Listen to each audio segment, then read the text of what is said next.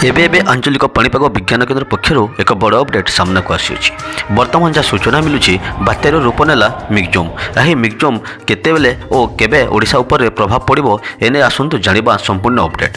किंतु ता पूर्व वीडियो को लाइक करूँ, सांगसाथी मैंने सेयार करूँ। जदि आप चैनल में प्रथम थर पर वीडियो देखुए चैनल को सब्सक्राइब कर पाखे बेल आइकन दबाई ऑल नोटिफिकेशन ऑन कर रखुँ, जहाँफल कि यह लेटेस्ट पाणीपाग सूचना सर्वप्रथमे पाइपर आम चैनल में। बंगोपसागर में सृष्टि है बात्या मिगजोम। गतकाली दक्षिण पूर्व बंगोपसागर में सृष्टि लघुचाप गभीर अवबात परिणत होगा बेले आज बात्यार रूप नहीं।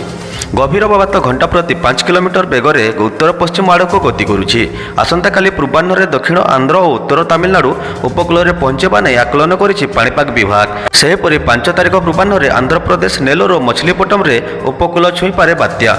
यह समय घंटा प्रति पवनर बेग 80 ରୁ 90 मध्य रहिबो बोली आकलन करा जायछि। सेपटे ओडिशार अधिकांश जिले में यह बात्यार प्रभाव देखा मिलिबो। आंचलिक पाणीपाग विभाग पूर्वानुमान अनुଯାयी मालकानगिरी, कोरापुट, रायगड़ा, गजपति, गंजाम जिलार किछि स्थान में बिजुली घड़घड़ी सह वर्षा होबार संभावना रही। आउ मध्य उपकूल जिले समेत नवरंगपुर, कलाहांडी, कंधमाल गोटे किंबा 2टी स्थान में यार प्रभाव देखा मिलपे। अन्य जिलागुड़िक पाग मुख्यतः सुखिला रहीपरि आसंता काली मालकानगिरी, कोरापुट, रायगड़ा, गजपति, गंजाम, पुरी अधिकांश स्थान में बिजुली घड़घड़ी सह वर्षा होबार संभावना रही।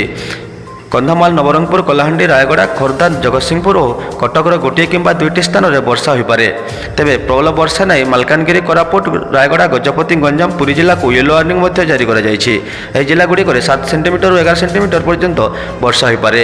यापर 5 तारिख वर्षार परिमाण आहरी बढ़िबारे प्रबल और अति प्रबल वर्षा नहीं मालकानगिरी, कोरापुट, रायगड़ा, गजपति, गंजाम जिला को ऑरेंज वार्निंग जारी कर जिले में वर्षार परिमाण 7 सेंटीमीटर और 20 सेंटीमीटर मध्य रहीपे। अन्यपटे प्रबल वर्षा नहीं नवरंगपुर, कलाहांडी, कंधमाल और पुरी को येलो वार्निंग जारी कर सबु जिले में 7 सेंटीमीटर और 11 सेंटीमीटर मध्य वर्षा होपे।